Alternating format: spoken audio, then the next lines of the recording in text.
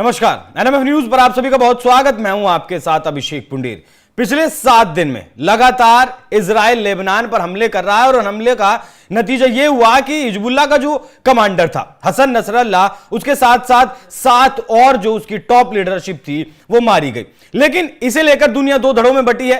एक धड़ा दुनिया में वो है जो हिजबुल्लाह की मौत पर जश्न मना रहा है। खुद लेबनान के जो ईसाई धर्म के लोग हैं वो खुलकर जश्न मना रहे हैं। वहीं एक देश हिंदुस्तान भी है जिसमें हम रहते हैं, उसमें महबूबा मुफ्ती जैसे नेता हिजबुल्लाह चीफ को शहीद बता देती है, शहीद बता देती हैं और अपना चुनाव प्रचार एक दिन के लिए रोक देती हैं। साथ ही स्कूली बच्चे, छोटे छोटे बच्चे कहते हैं कि आपने एक हिजबुल्लाह चीफ को मारा है, अब हर घर से हिजबुल्लाह निकलेगा। ये ठीक वैसा ही है जैसे पिछले दिनों नारे लगा किया करते थे कि अब हर घर से अफजल निकलेगा। एक बार सुनिए इस लड़की को, इसके बाद इसके पीछे की कहानी भी समझाएंगे।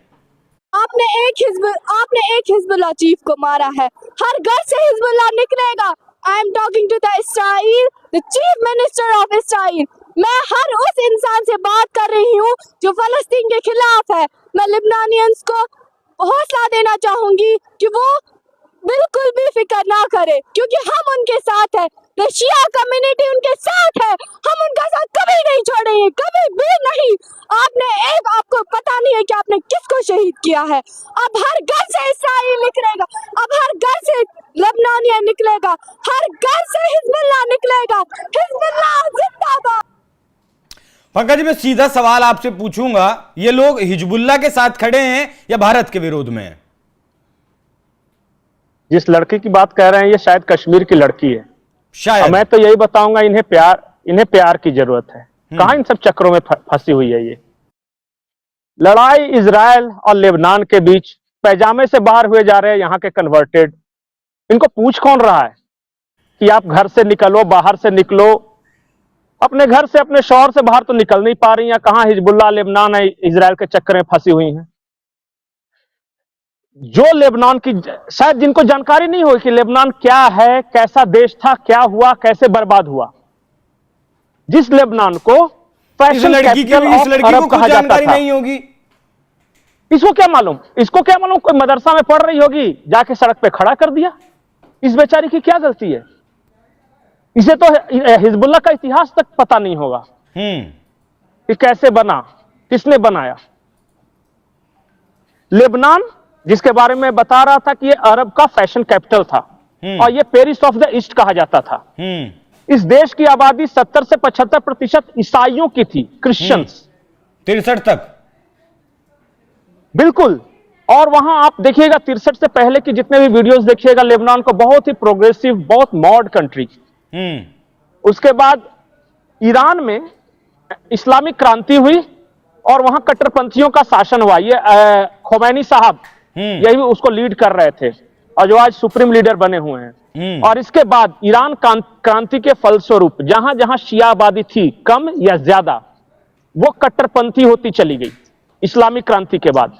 और उसके बाद धीरे धीरे बहुत सारे फैक्टर्स काम आए हैं लेबनान को बर्बाद करने में। उसमें एक फैक्टर ये मुफ्तखोरी वाला भी है जो कि भारत में स्प्रेड किया जा रहा है। दूसरा फैक्टर लेबनान को बर्बाद करने में कोटा सिस्टम, मतलब जो अपने यहाँ रिजर्वेशन है ना, वहां भी इस तरह कोटा बनाया गया था कि इस कम्युनिटी के लिए इतना कोटा, शिया के लिए इतना, तो क्रिश्चियन के लिए इतना। शिया रहेगा, देश का प्रधानमंत्री सुन्नी रहेगा, राष्ट्रपति ईसाई रहेगा। आज हालत यह है कि 72 से 76% ईसाई आबादी वाला लेबनान आज सिर्फ 32% ईसाई पॉपुलेशन बचा है, सिर्फ 32%। इन्हीं सब सेकुलरों के चक्कर में वहां भी बहुत सारा सेकुलर कीड़ा पैदा हुआ था और उन्होंने अंदर ही अंदर खोखला कर दिया उस देश को। आज लेबनान की पहचान, जो कि फैशन कैपिटल ऑफ ईस्ट था, आज सिर्फ हिजबुल्लाह के ठिकाने के रूप में है। बर्बाद कर दिया एक अच्छे भले देश को। और ये लड़की क्या कर रही है? ये लड़की यहूदियों से बदला लेने के लिए नहीं कह रही, इसका भाषण ध्यान से सुनिए। ये ईसाई कम्युनिटी से बदला लेने के लिए कह रही है। ईसाई मतलब क्रिश्चियन से। बम बरसाया है यहूदियों ने, मारा है हसन नसरुल्लाह को यहूदियों ने, ज्यूज ने। ये बदला किससे लेने की बात कर रही है? क्रिश्चियन, ईसाई से। और ये संदेश है भारत के क्रिश्चियन कम्युनिटी के लिए। आज सो कॉल्ड कुछ क्रिश्चियन नेता जो खाद पानी मुहैया करा रहे हैं ना इन कट्टरपंथियों को, सबसे पहला निशाना वही बनेंगे। हमारा नंबर तो बाद में आएगा। मतलब आएगा नंबर सेकुलर, और बिल्कुल आना ही है। वही मैं पूछ रहा था, अगर मैं भारत के परिप्रेक्ष्य में है। इसको बात करूं, इजराइल को लेबनान को छोड़ देते हैं, अगर ये लड़की कश्मीर की है और ये कश्मीर से ऐसी आवाज निकलकर सामने आई, कल अगर भारत पाकिस्तान के साथ युद्ध के मैदान में जाता है, तब ये लोग पाकिस्तान के साथ खड़े होंगे या हिंदुस्तान के साथ खड़े होंगे? मैं आपको एक बात बताऊं, ये कश्मीर तो छोड़ दीजिए, आपके अपने उत्तर प्रदेश के लखनऊ में इस तरह के एलिमेंट्स कल प्रदर्शन करने वाले हैं, देख लीजिएगा। और इस फ्राइडे को एक बड़ा प्रदर्शन होगा। देश के तमाम हिस्सों में ऐसे आज बता प्रदर्शन दे रहा है, हूं। इसीलिए मैं कह रहा हूं कि होगा। मुस्लिम कम्युनिटी पाकिस्तान के खिलाफ खड़ी होगी या फिर हिंदुस्तान के साथ खड़ी रहेगी? अरे इनको तो अरब वाले पूछते भी नहीं है, इनको तो कन्वर्टेड है ये, इनको तो सेकंड ग्रेड का मुस्लिम मान रहे हैं वो। अच्छा, अरब की आपने बात की, खुद ही अरब में कल एक फरमान दिया गया, अरब में एक आदेश दिया गया कि कोई भी फिलिस्तीन का समर्थन नहीं करेगा, कोई अगर बैनर पोस्टर लेकर निकलेगा तो उसे सजा दी जाएगी। बिल्कुल, पूरे का पूरा सुन्नी देश जिसमें सऊदी अरब, यूएई, उसके बाद सीरिया, ये सब है, जश्न मना रहे हैं नसरुल्लाह के मारे जाने का।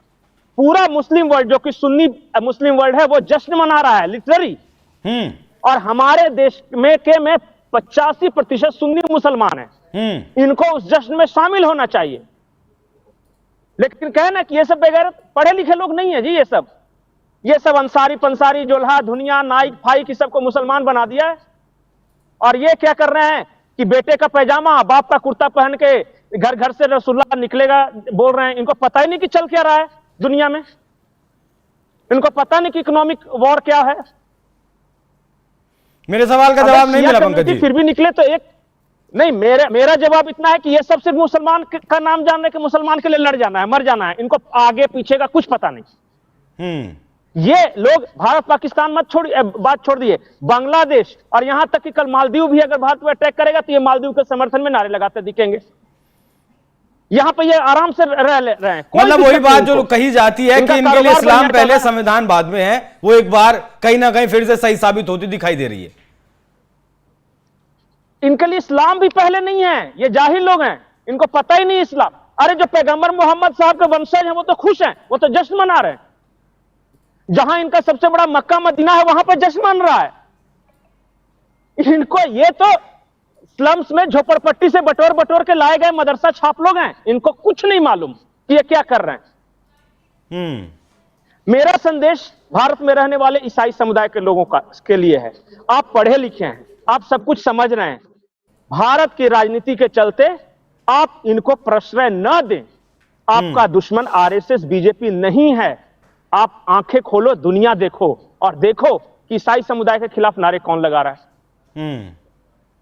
कभी किसी ईसाई देश में किसी हिंदू को परेशानी नहीं हुई, कभी किसी हिंदू देश में ईसाई को परेशानी नहीं हुई। और यहां ये लोग सोनिया गांधी ईसाई है इस नाम पे सेकुलरिज्म की पिपही बजा रहे हैं और कह रहे हैं कि बीजेपी आरएसएस हमारा दुश्मन है। केरला में कौन दुश्मन है इनका बताए? सबसे ज्यादा लव जिहाद का शिकार कौन हो रहा है? हो रहे हैं ईसाई समुदाय की बच्चियां हो रही हैं। आप नॉर्थ ईस्ट में जाकर देखो किसे परेशान कर रहे हैं, ये घुसपैठिए ईसाई समुदाय के लोगों को परेशान कर रहे हैं। ये क्रिश्चियन को परेशान, इनसे बौद्ध परेशान, इनसे हिंदू परेशान, इनसे यहूदी परेशान।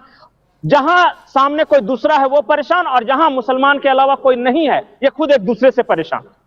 ठीक है, तो जहां भी आबादी बढ़ी वहां इस तरीके की चीजें अक्सर देखने को मिली। कहता हूं वो देश की बात हो या फिर जिस देश ने भी शरणार्थी बनाया। आपने फ्रांस में पिछले दिनों 2023 में देखा किस तरीके से फ्रांस को भड़काया गया। यूरोप में देख लीजिए किस तरीके से जहां भी शरण लेकर जाते हैं वहां देख लीजिए। और लिबनान की अगर बात करें तो 75% ईसाई हुआ करते थे, लेकिन आज 32% पर सिमट गए हैं। सिर्फ लिबनान की पहचान है आज हिजबुल्लाह से आज लेबनान की पहचान है, जो एक कभी प्रोग्रेसिव देश हुआ करता था। और इस देश के बहुत सारे मुसलमान भी आज हिजबुल्लाह के समर्थन में खड़े हैं, जो कि इस देश के लिए बिल्कुल भी सही नहीं है। बाकी पूरी चर्चा पर क्या कुछ आपकी राय कमेंट कर हमें जरूर बताएं। पंकज जी, आपका बहुत बहुत धन्यवाद। नमस्कार।